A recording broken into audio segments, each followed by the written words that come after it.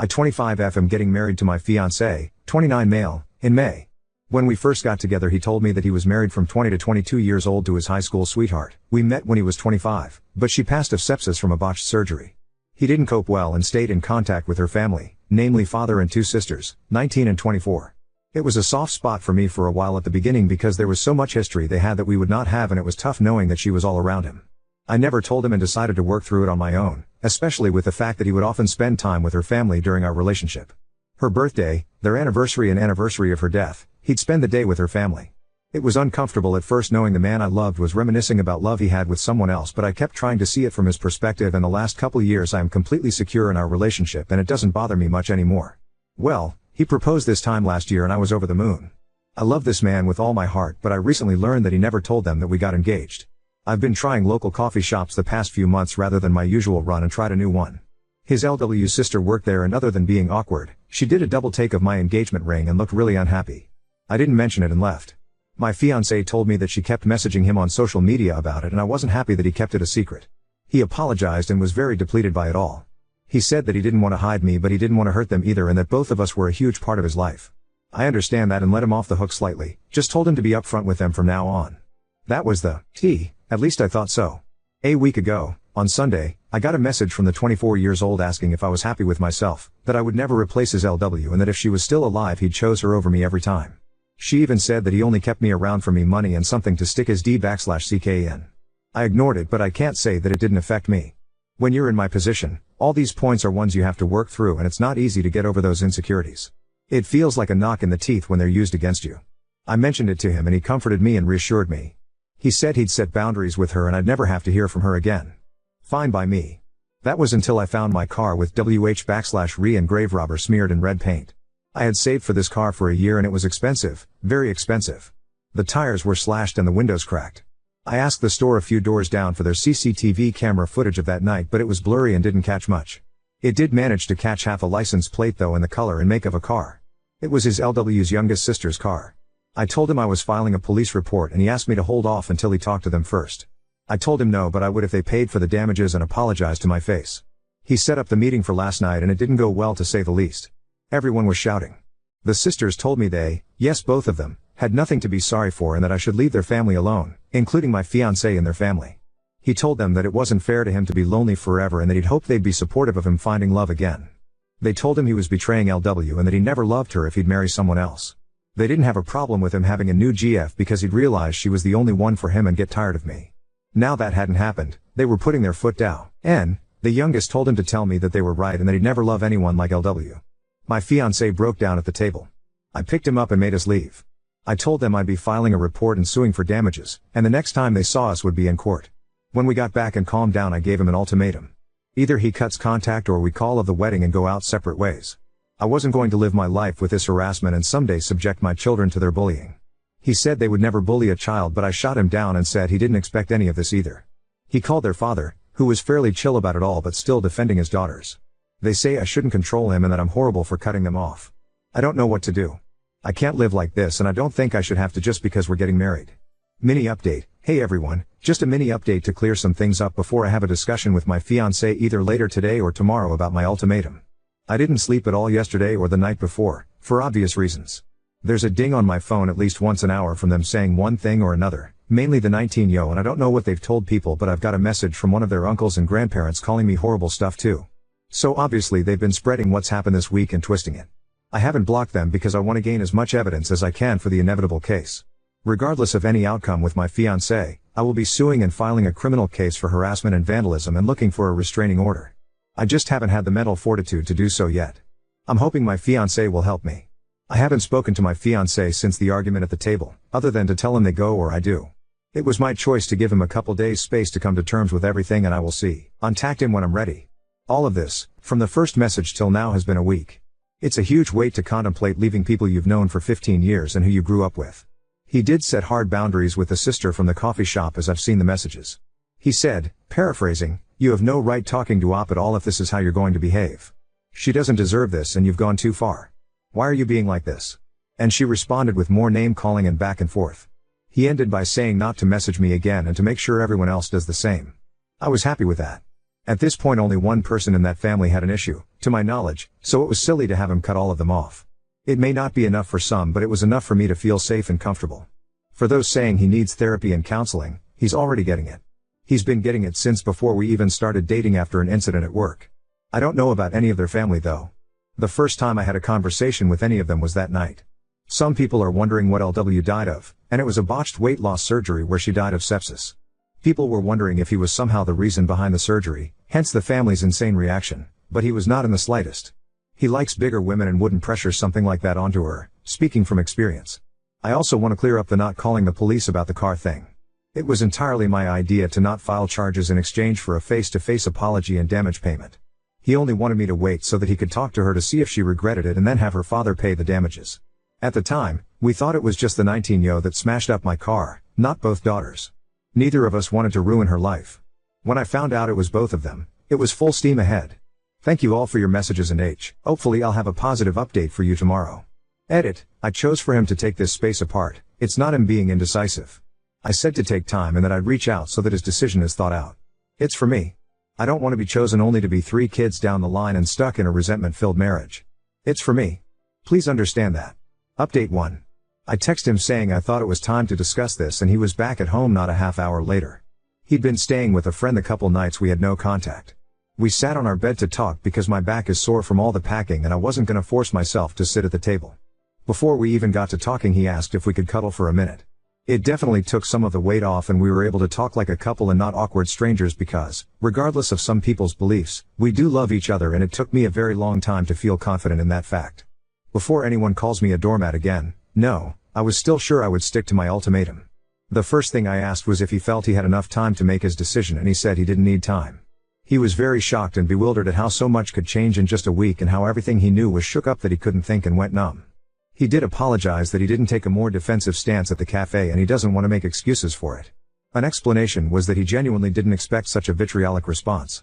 He hid the engagement because he knew they weren't over LW's death and would be upset at the news. It wasn't like I would feel upset by them not knowing, which I wasn't really. He's known these girls since before they were in double digits and he would never have thought them capable of it. It came so far out of left field that he froze. I asked him if there was any possibility that either of them had a thing for him and he looked very confused and disturbed. I said how I've had people tell me it's not uncommon for siblings to do this after loss and he thought on it. Turns out you were right. He said the 24-year-old, about 8 months after LW's death made a move and tried to kiss him.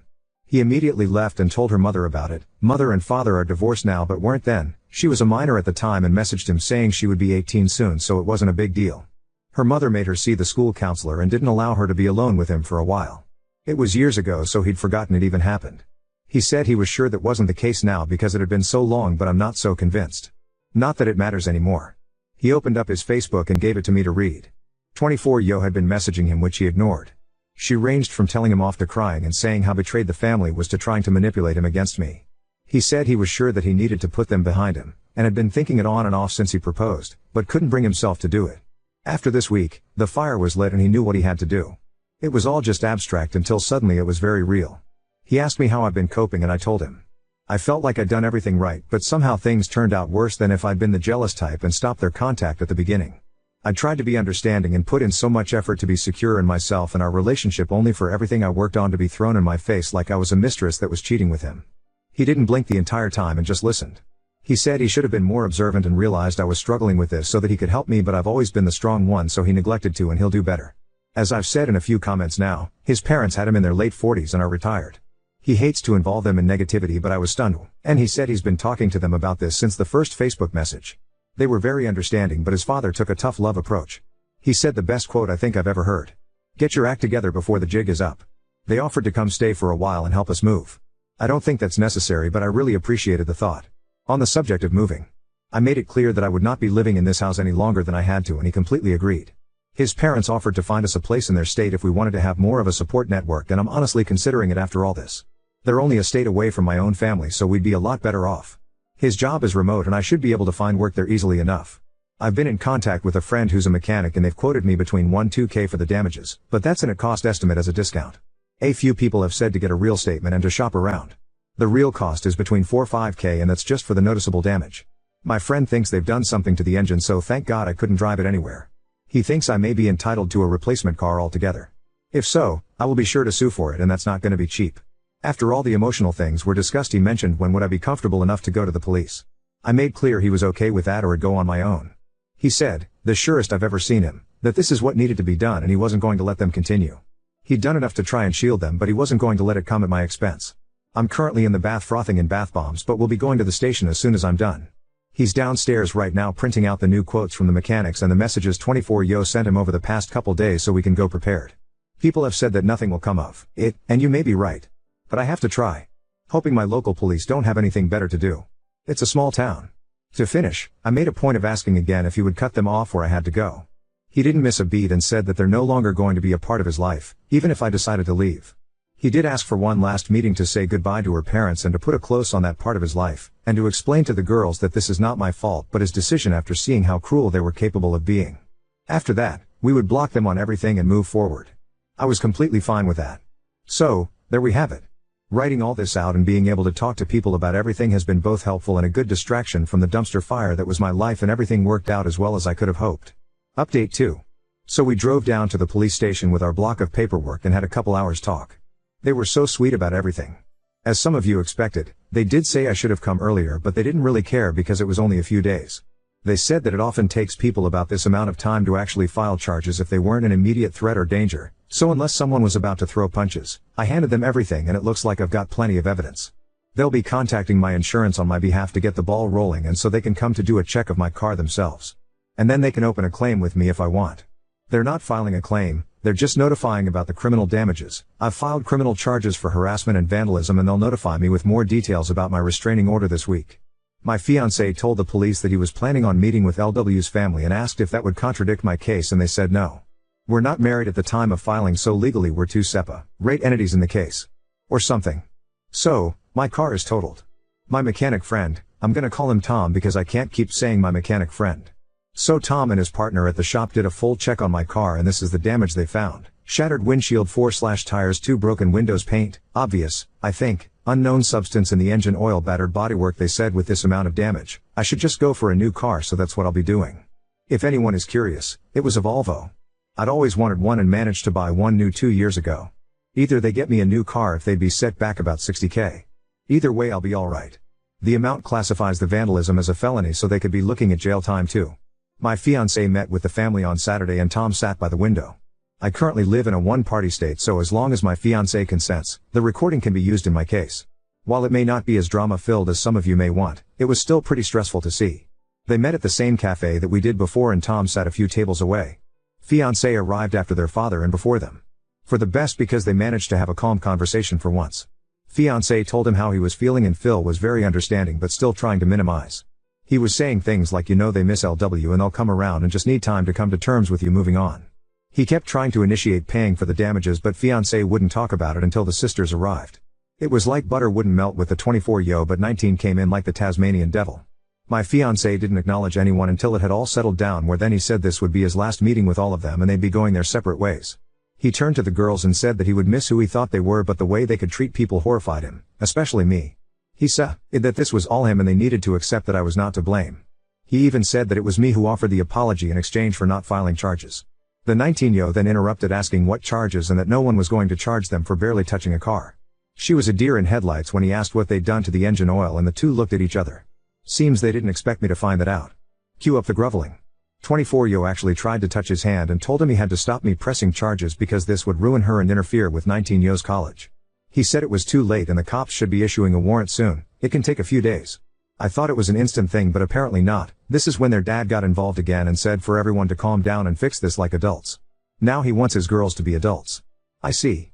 He asked if fiancé would convince me to drop the charges in exchange for that apology and he'd pay the damages. When my fiancé said it was $60,000, the eyes he gave to those women would shave the hair off a cat. The video wasn't the best, but I swear I could see the color drain from their faces. I may sound awful, but I enjoyed it. Call me what you will. They kept going on about apologizing and that they'd pay, but he just said it was too late and he was done. He tried to be civil, but they were the ones that wouldn't let it go. 24yo actually asked him to set up a meeting with me so they could get to know me and put it all behind us. He didn't reply, and after the silence they piped up again like, so she won't even meet us? So she's behind all this because she doesn't want us around. We'll see about that. Not using exact quotes because I don't know if I'm allowed, so not risking it, things like that.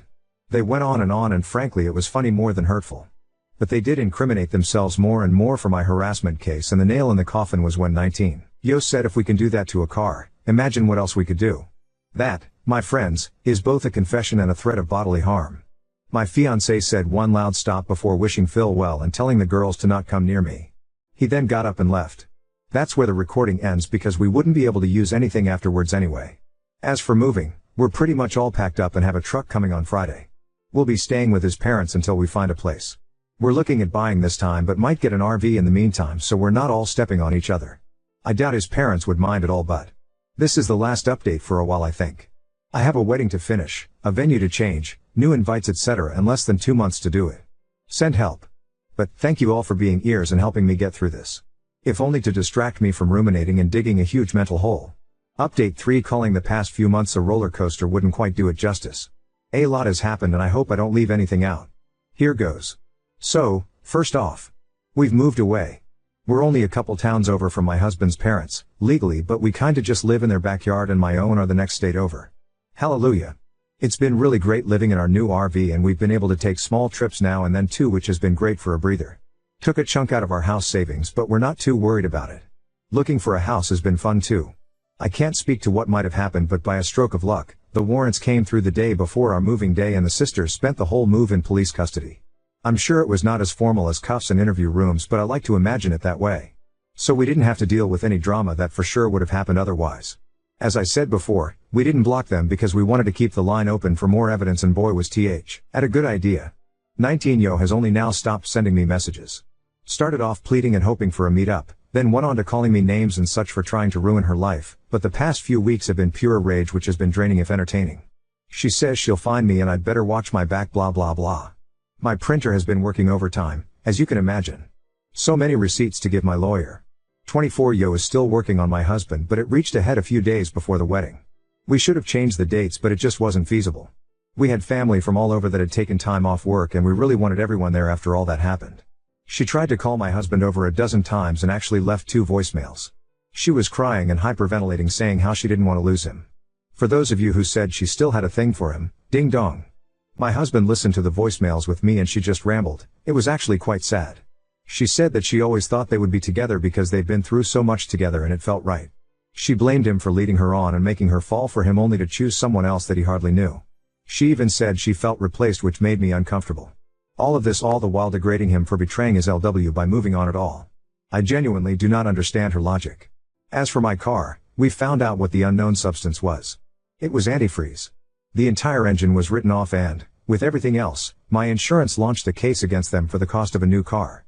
I was expecting $60K or so but Tom, my mechanic friend, said to ask for more based on current market value and such. They came back with a new offer of $75K. It took over a month for the money to hit my account but I got it. As for the case, I'm no longer going after them for the repayment, my insurance is, so that's one less thing I have to worry Abu. As far as I know, their father is paying for their legal fees but I doubt he'll pay back the insurance company for them. There is still a case against them for harassment and threatening behavior and I'm suing for the money it took to move away and emotional distress. My lawyer says they'll be liable and it's looking like they want to settle. I don't feel great about going for emotional distress but after everything they have done, it sure was emotionally distressing. The courts are moving slowly so I don't have anything new on the criminal case yet, other than that they are going to plead guilty. Shouldn't be long now and it's looking like they're getting probation and mandatory anger management. Not a stint in jail but oh well. At least they'll both have a record. My husband was down for a while since we left but he hasn't wavered in supporting me. He's getting back to his old self now that he's settling in at work here and he's enjoying being closer to his parents. It's been great for our relationship too because we all get on so well. As of the 21st, I'm a married woman. It was very hectic and stressful to change basically our entire wedding in 2 months but we did it and our guests were so understanding. We had to settle for a few things like our cake and catering, but everything else worked out amazingly. Now, we couldn't imagine it any other way. It happened as it was supposed to. All in all, things are going well and thanks everyone who got invested.